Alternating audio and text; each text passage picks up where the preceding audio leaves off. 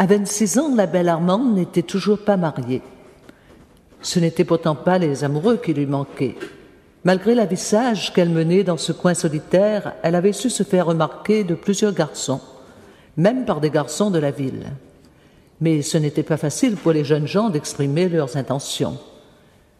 Papa se montrait extrêmement chatouilleux quand il était question de la vertu et de l'avenir de sa fille. Au moindre geste, au moindre regard, pour une parole qu'il jugeait inconvenante, il entrait dans des colères qui décourageaient toute nouvelle tentative d'approche, et les soupirants continuaient à soupirer, mais à bonne distance. Nul de ce temps-là ne pouvait prétendre à fréquenter une jeune fille sans avoir demandé préalablement et par écrit l'assentiment de son père. Malheur à l'outrecuidant qui osait enfreindre les lois de la bienséance matrimoniale. Témoin la triste aventure de Roland le Veneur. Ce jeune garde forestier, fraîchement arrivé à Saint-François, avait aperçu ma reine lors d'une tournée sur la propriété. Se serait-il échangé un furtif regard, un sourire de complicité? Le fait est que le dimanche suivant, vers 3 heures de l'après-midi, quelqu'un cria au barreau. C'était le Veneur, vêtu non pas de son habit de forestier, mais d'un élégant costume de tusseur crème. Les cheveux bien lissés à la gomina, les joues fraîchement rasées, il attendait, une grosse gerbe de fleurs sur le bras. C'était bien louche tout ça. Papa s'approcha de lui. « Bonjour le Veneur, que ça va arriver? Vous travaillez le dimanche à cette heure ?» Le visage du jeune homme s'empourpra. Il tremblait. Il bredouilla quelques phrases où il était question de petits bouquets de fleurs, de respect et de mademoiselle Armande. La moustache de papa frémissait.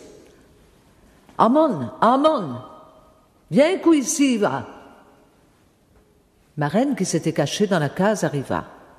« Armande, c'est où que l'a dit ce garçon-là vient à la case ?»« Ben non, papa, m'a pas dit rien, moi. »« Vous êtes sûr ?»« Ben oui, papa, je ne connais pas, moi. » Papa marcha alors sur le petit garde forestier et, le prenant par les épaules, lui fit faire un demi-tour.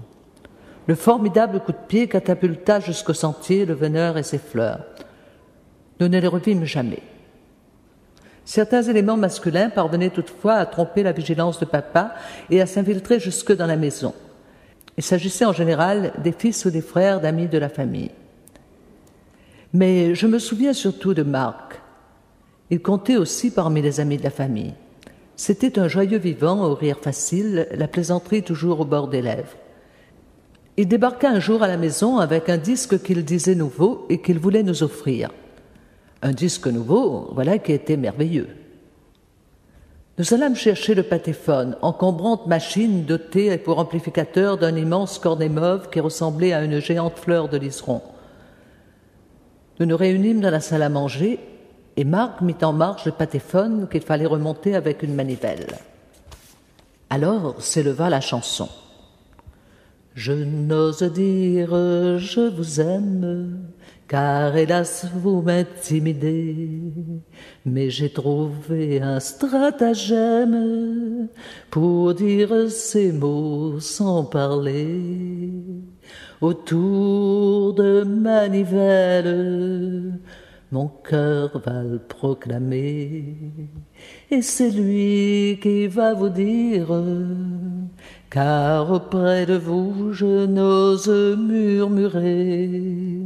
Je vous aime, c'est peut-être un rêve pour vous, mais ces mots résument tout, mieux que le plus doux poème.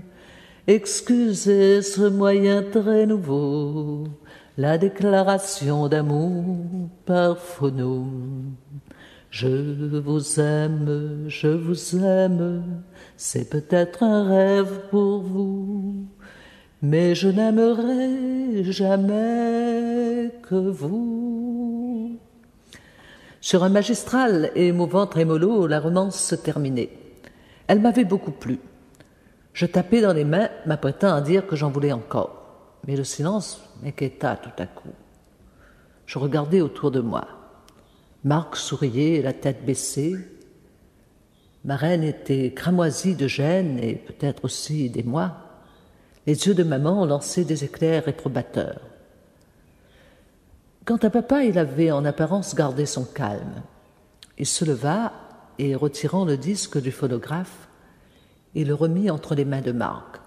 « Voilà, mon garçon, nous l'a écouté, était bien joli.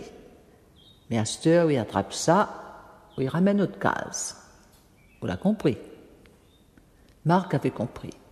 Il replaça le disque dans sa pochette en papier d'emballage et, sans faire d'histoire, reprit la route de la capitale.